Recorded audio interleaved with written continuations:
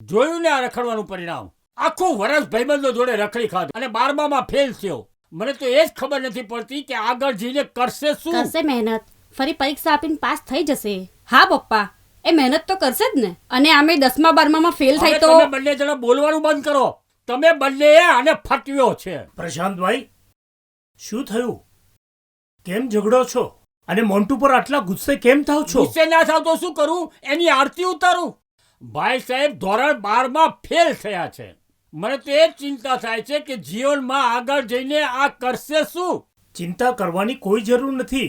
પીકેવી education છે ને? કેવી એજ્યુકેશન? હા, પીકેવી એજ્યુકેશન. 10 ફેલ હોય કે 12 ફેલ, પીકેવી એજ્યુકેશન તો છે જ ને.